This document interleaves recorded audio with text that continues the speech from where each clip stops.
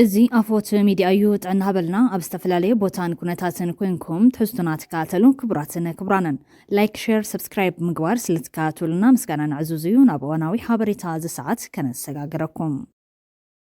ኣብ ውድብ ሕወሓት ውሽጢ ዝተፈጠረ ምክፍፋል መበገሲኡ ውዕል ፕሪቶሪያ ከም ዝኾነ ኣቦ ወንበር ሕወሓት ዶክተር ደብረጽዮን ገብረሚካኤል ገሊጾም ኣብ ሰማዕ ፕሪቶሪያ ዝተሳተፈ ልኡኽ ኣይተ ጌታቸው ረዳ እንታይ ክገብር ከም ዘለዎን እንታይ ከም ዘይገብርን ብግቡእ ከይተደራደረ ትእዛዝ ተቐቢሉ ብምምጽኡ እዩ ክብሉ ዶክተር ደብረጽዮን ገብረሚካኤል ገሊጾም ኣለዉ።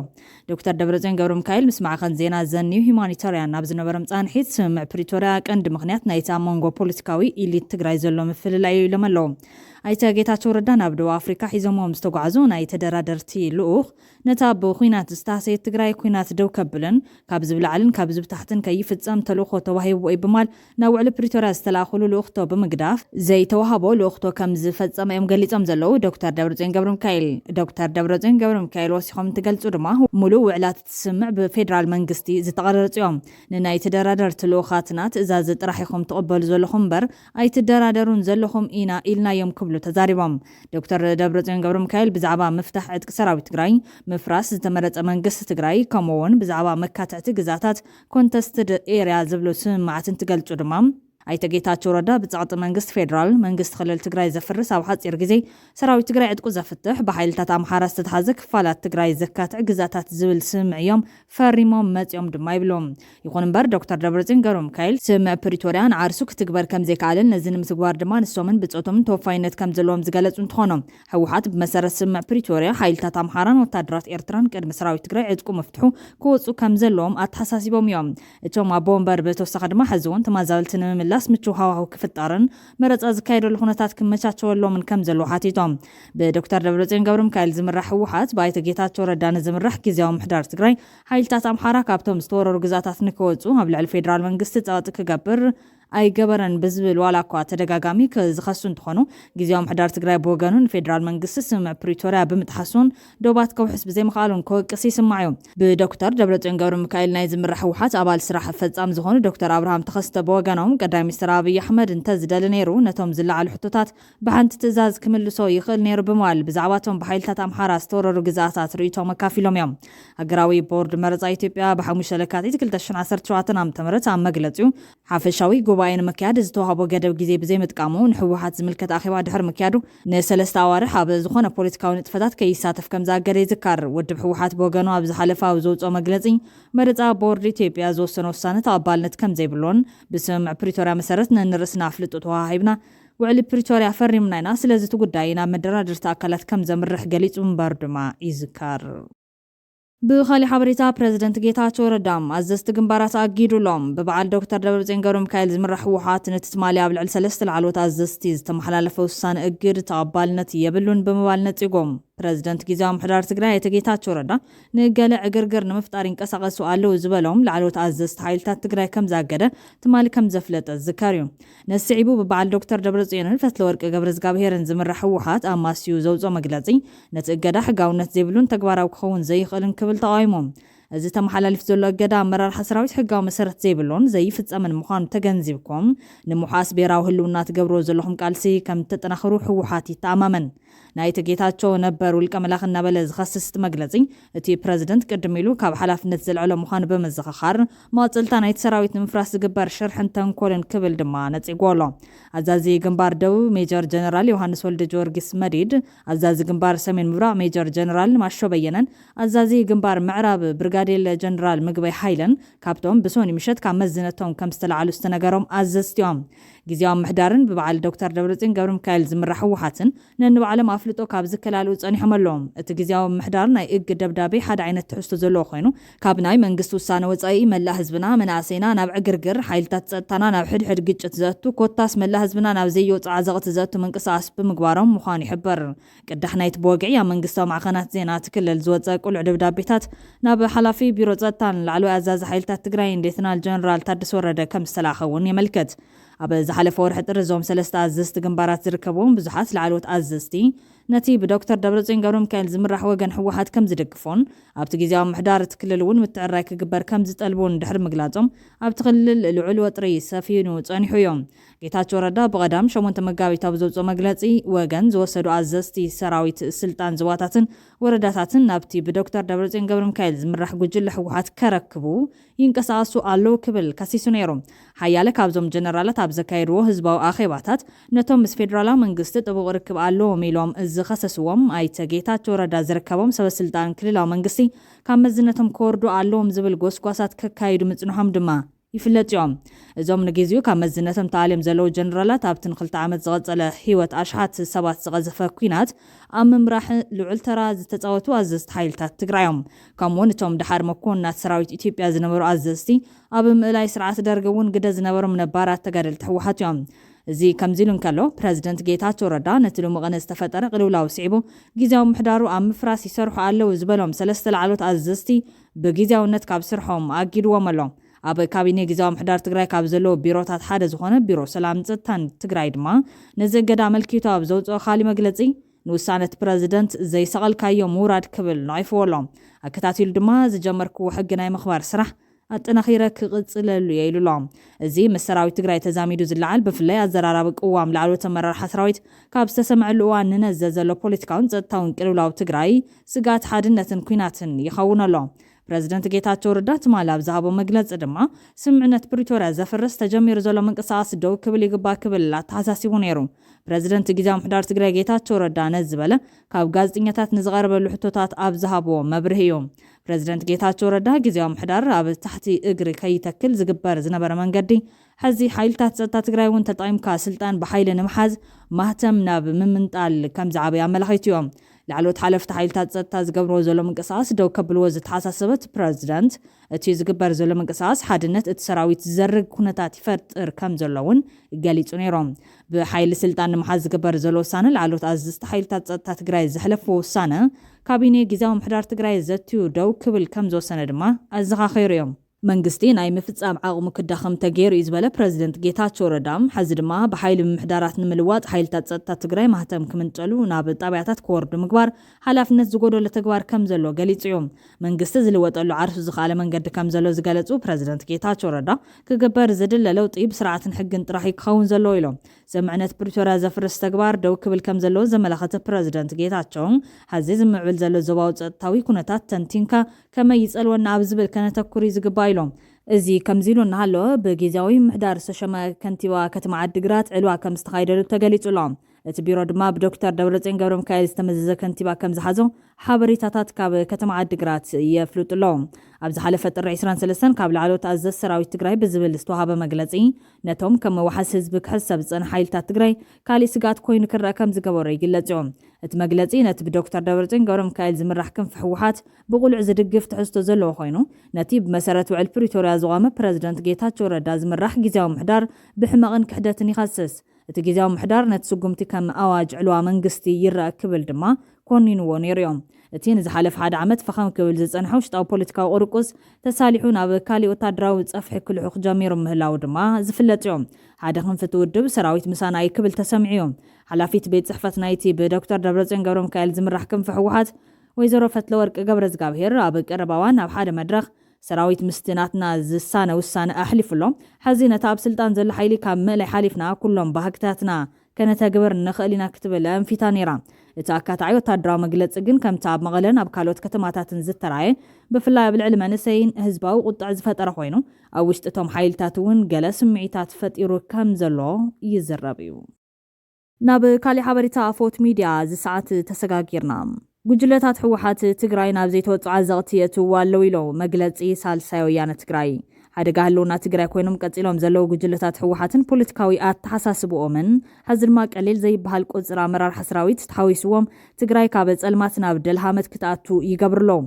ኣብ ልዕሊ ህዝብና ዝነዝሕዎ ዘለው ራዕድታት ድማ እኹል ምርኣያ እዚ እካይነት ኮይኑ ንረኽቦ ዝበለ ትውደብ ንሕሽክርና ደጋዊ ሓይልታት እናተቐዳደሙ ትግራይና ከጥፍኡ ህርዲግ ምባሎም ከም ዘሎ ኮይኑ ኣብ መንጎ ህዝብና ንቃዕ ፈጢርካ ዘላቒ ዕግርግር ንምትእትታው ብዝጥምት መንገዲ ድማ ብዝቋፀርዎም ሚድያታት ዝፍንዎም ዘለው ጎንፂ ዘላዕሉ ነፍሕታትን ቅርሕንትን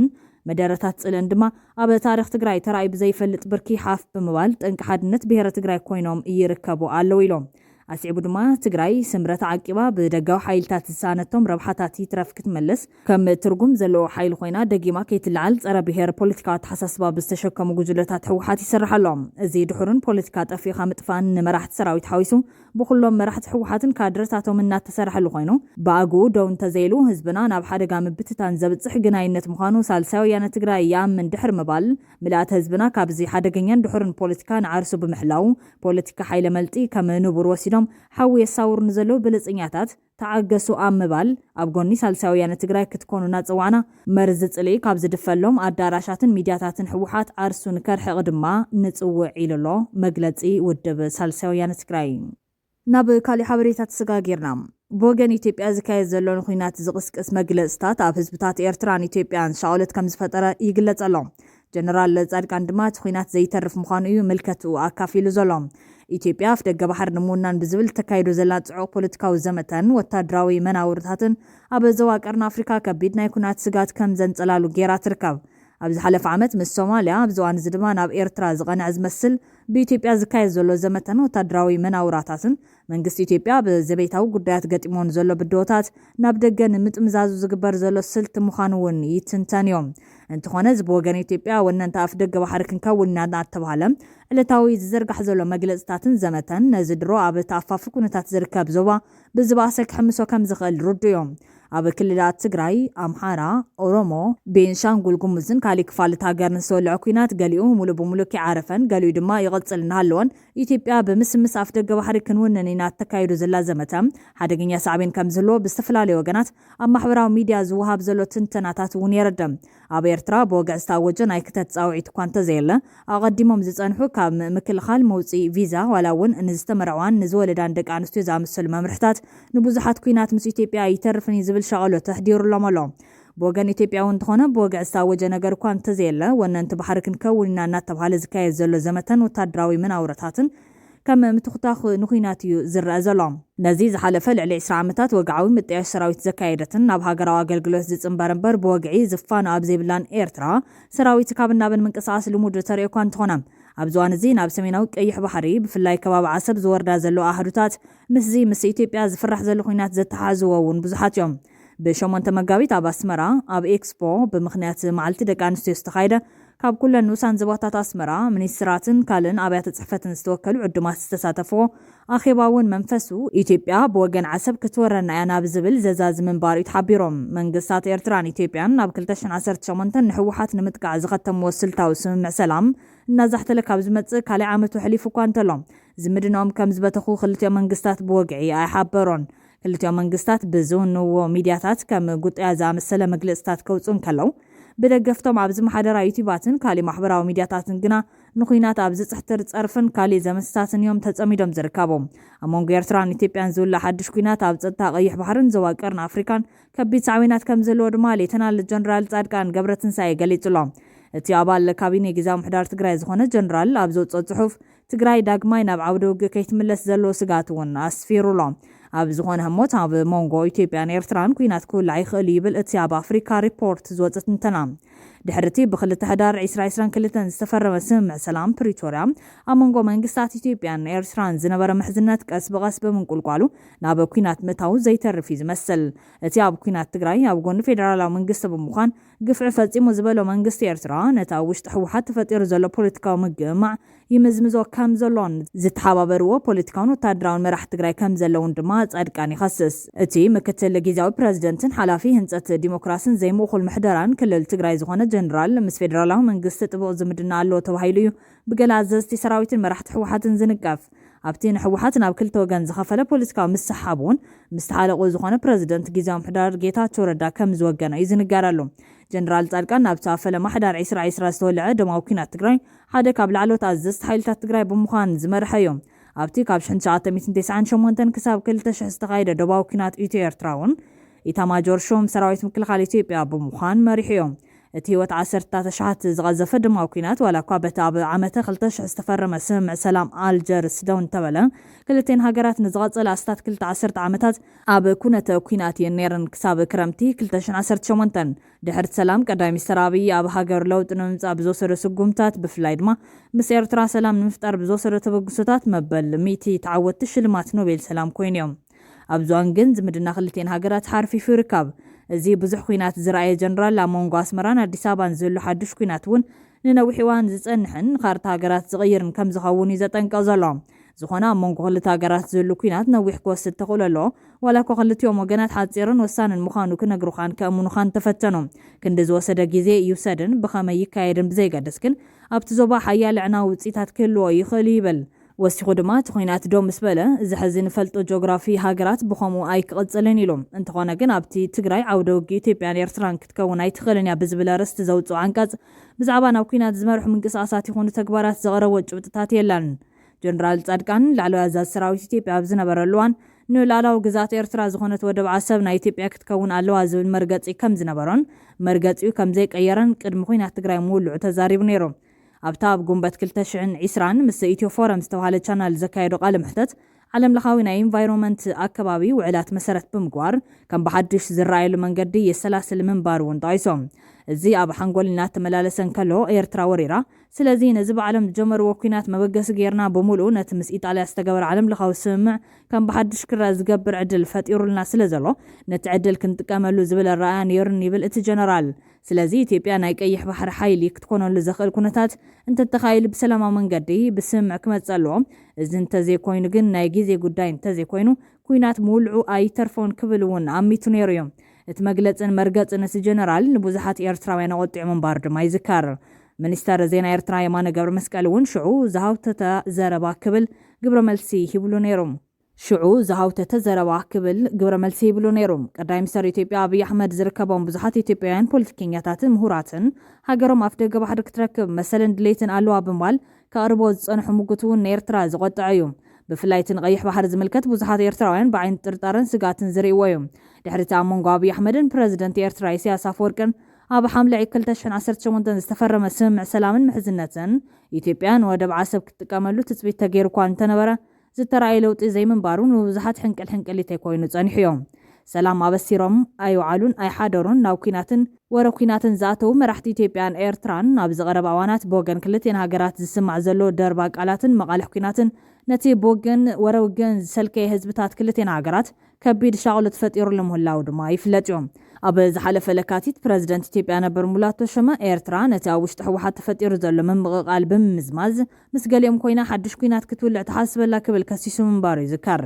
ኣስመራ ብወገናት ደረቐኛ ክሲ ንናይ ኩናት ድሌት ኢትዮጵያ ንምኽዋልን ንምምኽናይን ዝዓለመ እዩ ክትብል መልሲ ይባቱልያ ሚኒስተር ዜና ብድሕሪኡ ኣብ ዘውፅኦም ዘሎ ሓተታታት እውን ነቲ ብወገን ኢትዮጵያ ዝስማዕ ዘሎ ክስታትን መግለጽታትን ኣብ ምብዳህ ተጸሚዱ ይርከብ ሚኒስተር መስኖን ቆላታትን ፌደራላዊ መንግስቲ ዝኾነ ዶክተር አብርሃም በላይ ኣብ መወዳእታ ናይቲ ዝሓለፈ ወርሒ ኣብ ዘካየደ ቃለ መሕተት እውን ገለ መራሕቲ ትግራይ ጥዕና ዘይብሉ ርክብ ይገብሩ ኣሎ ክብል ነቒፉ ነይሩ ዶክተር ደብረጽዮን ገብረ ሚካኤል ዝምራሕ ጉጅለ ህወሓት ብወገኑ ኣብ ዝሃቦ መብሪ ምስ ኤርትራ ሕቡእ ርክብ ከም ዘካየደ ገሊጹ እዮም ህወሓትን ሰራዊት ትግራይን አንጻር መንግስቲ ኢትዮጵያ ንምስላፍ ምስ መንግስቲ ኤርትራ ይራኸቡ ኣለዉ ዝብል መቋረፂ ዘይብሉ ጥቐንታት ብምግዋሕ አንጻር ዝተጀመረ መስርሕ ሰላም ቁሉዕ ምንቅስቓስ ክገብሩ ይረኣዩ ኣለዉ ድማ ይብል ዶክተር ደብረጽዮን ገብረ ሚካኤል ኣብ መስከረም 2024 ኣብ ዝሃቦ ጋዜጣዊ መግለጺ ኣብ መንጎ ሰበስልጣን ክልል ትግራይን መንግስቲ ኤርትራን ርክባት ይግበር ምንባሩን ክቕጽል ምዃኑን በወግዒ ተዛሪቡ ነይሩ እዮም ኣብ ዝሓለፈ ክረምቲ እቲ እንኳ መንጎ ኤርትራን ኢትዮጵያን ተሪፉ ዝነበረ ድልድል በረራታት መንገዲ ኣየር ኢትዮጵያ ብውሳነ ኤርትራ ምብታኹ ነቲ ተፈጢሩ ዘሎ ምትፍናን ዘግሃደ እዩ ነይሮም ኮሚሽነር ጉዳያት ጸጥታን ሰላምን ሕብረት ኣፍሪካ ብዛዕባ ኣብቲ ዞባ ዘሎ ዘይምርግጋዕ ንምዝርራብ ኣስመራ በፂሑ ምንባሩ ይዝካር እቲ ኣብ ስምምዕ ፕሪቶርያ ገዳሲ ተራ ዘለዎ ኣምባሳደር ባንኮሎ ኦድዮ ምስ ፕረዚደንት ኢሳያስ ኣፈወርቂ ኣብ ዘካየዶ ርክብ ብዛዕባ ናይ ቀረባ ምዕባለታትን ተሪዮታትን ቀርኒ ኣፍሪካ ተዘራሪቡ ነይሩ እዩ ክቡራትን ክቡራንን ካብ ኣፎት ሚድያ ዝተዳለወ ትሕዝቶ ሰዓት ተቐሪብና ዛዚምና ላይክ ሼር ሰብስክራይብ ምግባር ቤተሰብ ኣፎት ኩኑ ሰናይ ግዜ ነው